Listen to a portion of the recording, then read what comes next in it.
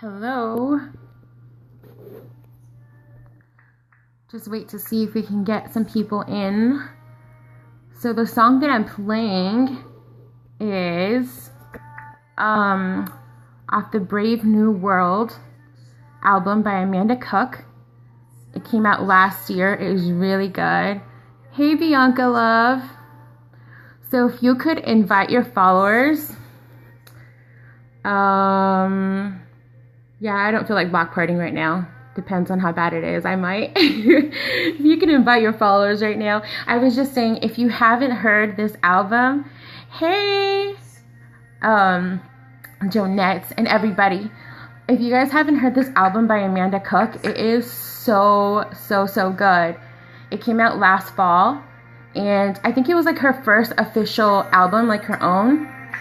She's worked with a lot of Bethel artists herself, but this is her first album on her own. And it was funny because I didn't know, hey mama, I didn't know what song to put on, and I didn't really have anything, so I was just listening to just some worship as I was getting prepared to come on real quick. This shouldn't be very long. And then I started playing the song Pieces, and part of the lyrics say, you don't give your heart in pieces. And that is actually pretty applicable to what I was going to talk about, because I'm talking about what's in our hand, what the Lord put in our hand. And we often give ourselves in pieces to people, and we don't even realize that. There are certain things that are for certain people, right? There's like the outer court, and then there's the inner court. But overall, as far as what I'm focusing on, and like giftings and talents and stuff like that, and the things that he's called us to do, we're supposed to give that to the world and be unrestrained. And the song says that too. He says, your love is wild, it's unrestrained, and you don't give yourself in pieces. And so I want to focus more on that part where she's talking about how the Lord just gives his love unrestrained and just wildly, how we're supposed to take those things that he's put in our hands and give them. So I'm getting ahead of myself, but if you didn't already invite your followers, can you do that? And the stories that I want to use are very familiar to you, but they're completely applicable to what we're going to be talking about. And so I don't see any comments, so I don't know if you guys are saying anything or they're just not coming up. So as you guys recall, the story of the widow at Zarephath, right? Remember the story with Elijah and the widow? And basically the Lord told Elijah to go and to, he said, it says right here in 1 Kings 17, then the Lord said to Elijah, go and live in the village of Zarephath near the city of Sidon.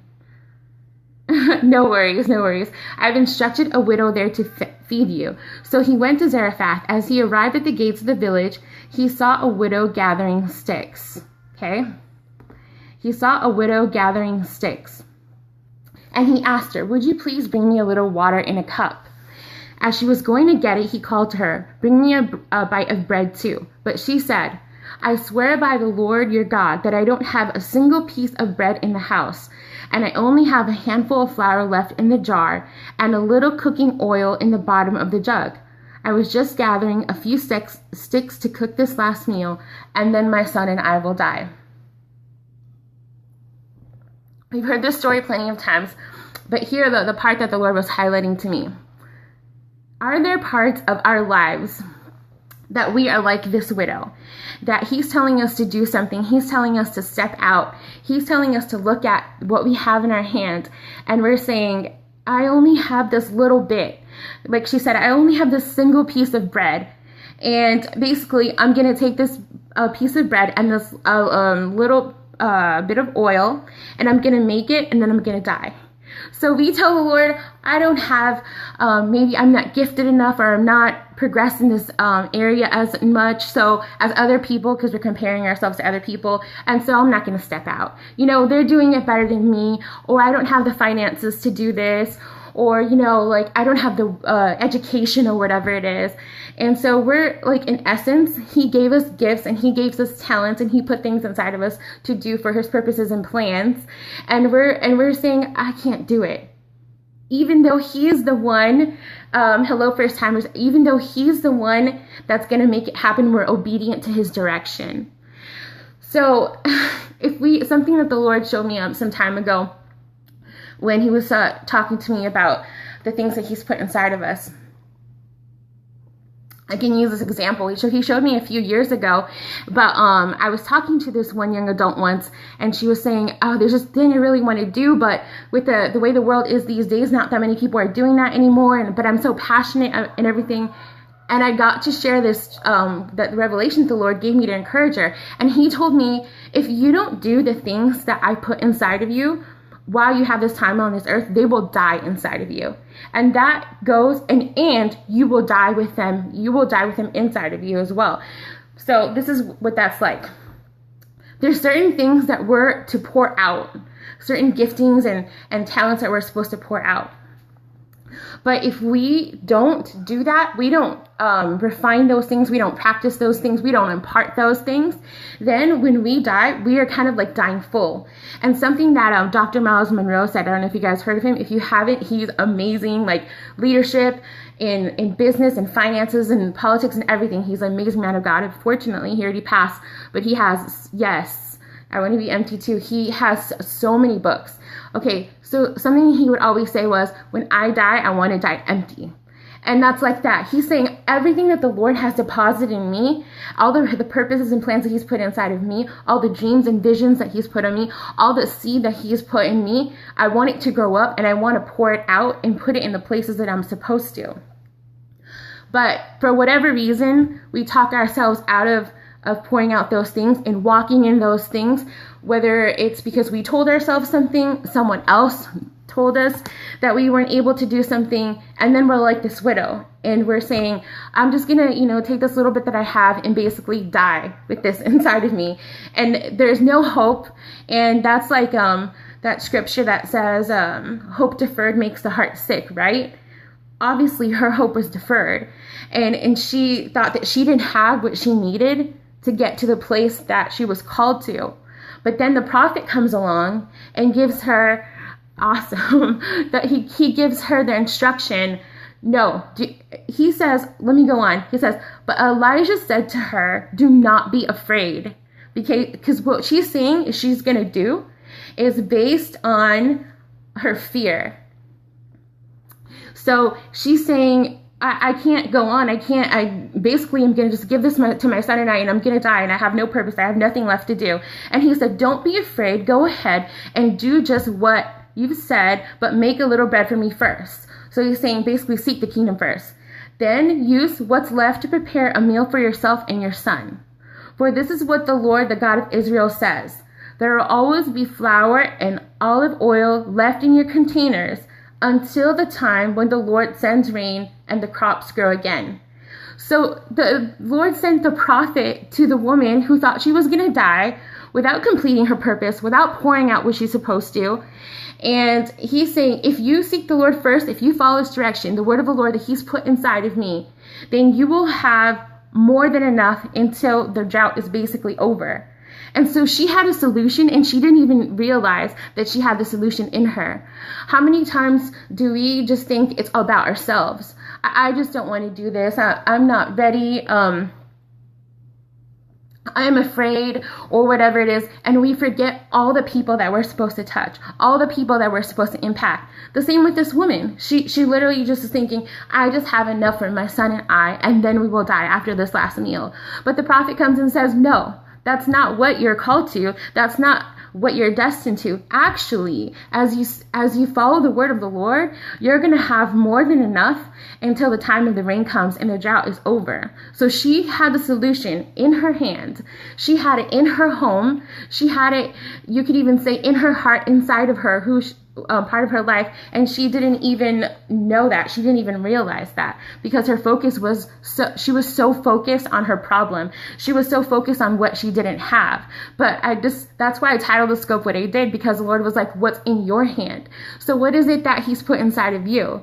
It doesn't matter what it is, whether it's writing, whether it's singing, drawing, baking, business, whatever area he's told you you're supposed to do something. You're anointed for that area. He's appointed you to that area.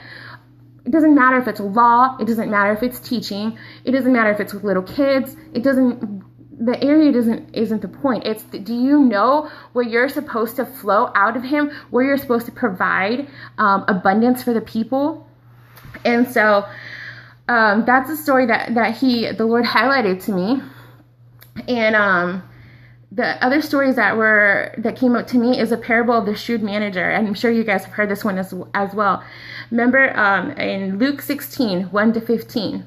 Okay, so this is another parable. There was a certain rich man who had a manager handling his affairs. One day a report came that the manager was wasting his employer's money. So the employer called him and said, "What's this I hear about you? Get your report in order because you're going to be fired." So basically, this manager is about to fire this man because he did something that he wasn't supposed to. And he ends up trying to do the best that he can with this, basically what he's a steward over. So he ended up bringing, let's just get to this part here. If you are faithful in the little things, you'll be faithful in the large ones. Well, he wasn't being some kind of faithful to a degree because he was about to get fired. But then when he realized that was going to happen, he went to all the people that owed the manager money, and he's like, oh my gosh, I need to do my job right. I need to get this together. So he brought the money back to him. And the Lord's telling us this too. So are you faithful with what I put in your hand? Are you faithful with the little oil in your hand? Are you faithful with the little bread in your hand? Are you faithful with the level that you're at in the things that I've put inside of you? So whether it's writing, like I said, and you're like, well, I don't really know how to write like that person, or I don't know how to sing like that person, or, I'm afraid to speak. My gift in speaking isn't like that person, so I'm not going to speak. And the Lord's saying, no, you have to take the little that I've given you, that you feel that it is, and break out and do what I've told you to do. Because as you do that, he will increase you, and he will trust you with more, and he will put you over more. And the last story that I want to share is that you guys know as well. I don't think I'm going to read the scriptures, but it's in Matthew 25:14-30, and it's the parable of the talents. So as we know in this story, and many of us would know, that this man gave 3 different amounts to people. And their job was to bring increase to what he gave them. He gave them different amounts. And 2 of them brought increase and 1 of them didn't. And so when we don't take those things, and basically the man who had given them they call it talents. And I think that's so awesome because they're not talking about talents like we talk about talents today, but it actually goes in the area of gifting and talents. One man took it and basically buried it. He didn't bring any increase. He didn't steward, right? Don't bury your talents. He didn't steward what he was given. He didn't bring any increase. He didn't bring any multiplication. And so then when the manager returned to say, what have you done with what I've given you? I did nothing. I was afraid, basically. He told him that. He said, I heard you were a hard man. So he was afraid of him. But the Lord, he puts us over certain things, and he gives a responsibility to bring him increase. What is increase? The increase is the people. He doesn't wish that anyone should perish, not one. And so whatever areas that he has put giftings and talents of you, he requires that we walk in those things, and then we do them for his glory, and then they will draw all men to him through us. So for example, if you're an amazing baker, my sister's an amazing baker, and you're having a relationship with the Lord, you're being filled with the Spirit, and you're hearing from him, it doesn't matter that you're a baker versus a pastor. Someone comes, she doesn't have her own business yet, but someone comes into her business, let's say, and she has the word of the Lord. Oh, is it frozen? I'm just gonna finish up soon. Someone comes into her shop. Let's say she had her shop. Awesome. She had her shop, but she's hearing from the Lord. She's abiding in him. And then she has a word in season for that person. She's not any less effective than the pastor on the pulpit. Okay. So it doesn't matter what area, like I said, that we have our giftings and talents in. He's saying, I need you to do those things. I need you to trust that I'm going to do greater than you ever think. And you can't look at what you perceive to be not enough, what you perceive to be little. And you can definitely not get caught up in comparing yourselves to others and allowing that comparison to stop you from moving forward. because I've called you to do it a certain way. I've anointed you to do it. And so you can't compare your anointing to someone else. I've appointed you to do it. So we just have to focus on what he's telling us to do and do that, because literally he will bring people to us and we will bless them through those gifts and through those talents. So instead of looking at that, what seems to be little in our hand, the main thing the Lord's saying is encouraging us is to bless what's in that hand, and he will multiply it. He will increase it.